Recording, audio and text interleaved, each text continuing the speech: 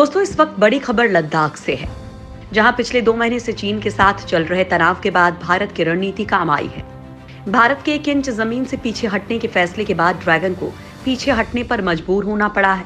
भारत और चीन सैनिकों के बीच पूर्वी लद्दाख में हुई हिंसक झड़प के करीब 25 दिन बाद चीनी सैनिक पूरी तरह से पीछे हट गए हैं। मोदी सरकार के लिए इसे सबसे बड़ी खबर कह सकते हैं, क्योंकि दोस्तों, ईस्टर्न लद्दाख में लाइन ऑफ एक्चुअल कंट्रोल पर गलवान, गोकरा और हॉट स्प्रिंग एरिया में डिसएंगेजमेंट पूरा हो गया है। यहाँ पर दोनों देशों के सैनिक अब एक दूसरे से करीब 2 से 3 किलोमीटर दूर है। यहाँ फिर से बफर जोन बन गया है। हालांकि अभी असल चुनौती बाकी है। पैंगोंग एरिया में चीनी सैनिक भले ही कुछ कम हुए हैं, लेकिन वो अब भी उसी पोजीशन में जमे हुए हैं। लेकिन अब भारत पहले वाली कोई गलती नहीं दोहराएगा।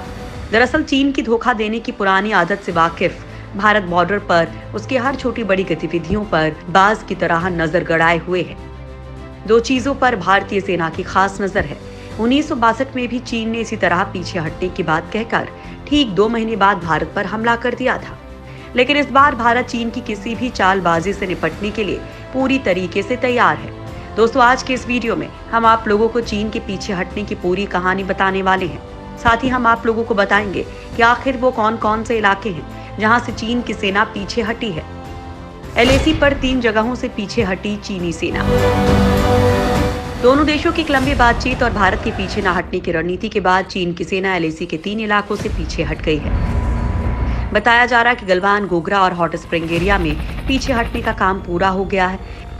सेना तो पीछे हो गई है, लेकिन असली टास्क तोप, टैंक, मिसाइल, फाइटर जेट और दूसरे सैन्य साजो सामान को LAC से हटाकर सामान्य जगह पर तैनात करना है।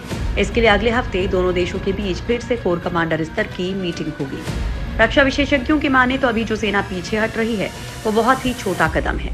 दरअसल दोनों देशों के सैनिकों को पीछे करने की बड़ी वजह थी किसी भी तरह के टकराव को रोकना, ताकि 15 जून जैसी कोई घटना दोबारा ना हो।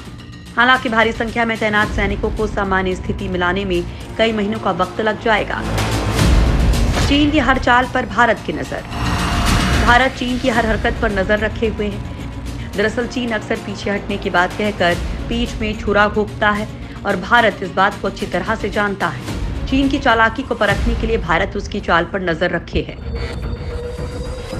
दरअसल चीन ने गलवान नदी के किनारे किनारे LAC के रास्ते पर मिट्टी का कच्चा रास्ता तैयार किया है।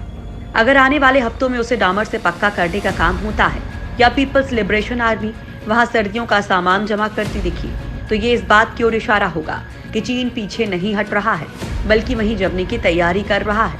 खबर है कि भारत और चीन की सेनाएं संयुक्त रूप से पूर्वी लद्दाख में उन इलाकों का दौरा कर ये देखेंगी कि दोनों देशों के सैनिक पीछे हट गए या नहीं। सूत्रों की माने तो दोनों सेनाओं का संयुक्त दल ये सुनिश्चित करेगा कि अलग अलग जगहों पर अस्थायी निर्माण को पूरी तरह से ध्वस्त कर दिया गया है या नहीं। भारत और चीन लद्दाख में बढ़ी टेंशन को बातचीत से हल करने पर राजी हुए हैं। 30 जून को कमांडर स्तर की बातचीत में ये तय हुआ था, लेकिन इस काम में तेजी NSA अजीत डोभाल और चीन के स्टेट काउंसलर वांग यी की बातचीत के बाद आई, जिसके बाद दोनों देशों की सेनाएं पीछे हटने को तैयार हुई हैं। पैंगोंग इलाके में अब भी तनाव बरकरार। गलवान में PP-14, हॉट स्प्रिंग में PP-15 और गोगरा में PP-17 पर डिसएंगेजमेंट का काम पूरा हो गया है। यहाँ से चीनी सैनिक करीब 1.5 से 2 किलोमीटर पीछे हट गए हैं और उसी तरह से भारतीय सैनिक भी पीछे हटे हैं। फेस ऑफ की 4 जगहों में से 3 जगह डिसएंगेजमेंट पूरा हो गया है। लेकिन इस बीच पैंगोंग एरिया में स्थिति पहले की तरह ही बनी हुई है। यहाँ फिंगर 4 के पास चीनी सैनिकों की संख्या कुछ कम जरूर हुई है, लेकिन अभी भी वो फिंगर 4 पर डटे हुए हैं। यहाँ पर चीनी और भारतीय सैनिक एकदम आमने सामने हैं। बाकी जगहों पर तो दोनों देशों की सेनाएं पीछे हट गई हैं, लेकिन इस इलाके को लेकर तनाव अब भी बरकरार है। अगले हफ्ते फिर से दोनों देशों के बीच कोर कमांडर स्तर की मीटिंग होनी है। ये कोर कमांडर स्तर की 4थी मीटिंग होगी। इस मीटिंग में पैंगोंग एरिया में डिसएंगेजमेंट की बात तो होगी ही, साथ ही सबसे अहम बात होगी सैनिकों की संख्या कम करने की। अरुणाचल सीमा पर रोड बना रहा है ड्रैगन। चीन की चालाकी कितनी खतरनाक है, इसको इस बात से समझा जा सकता है कि चीन लद्दाख में भारत को सड़क बनाने से रोक रहा है, लेकिन यहाँ चीन अरुणाचल प्रदेश में सीमा के करीब ही रोड का निर्माण भी कर रहा है। इसके लिए चीन सभी तरह के इलाकों में काम करने में सक्षम एक्सकवेटर का इस्तेमाल कर रहा है।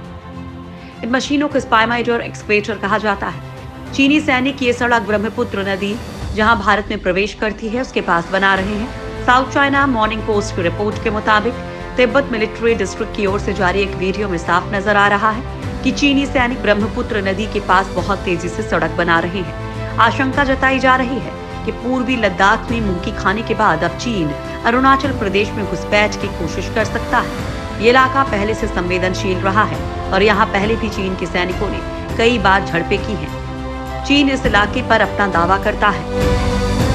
तनाव बढ़ने के बाद एलएसी में हर जगह भारतीय सेना तैनात है। तैनाती बढ़ाने के साथ साथ भारतीय सेना संवेदनशील इलाकों में पेट्रोलिंग भी कर रही है।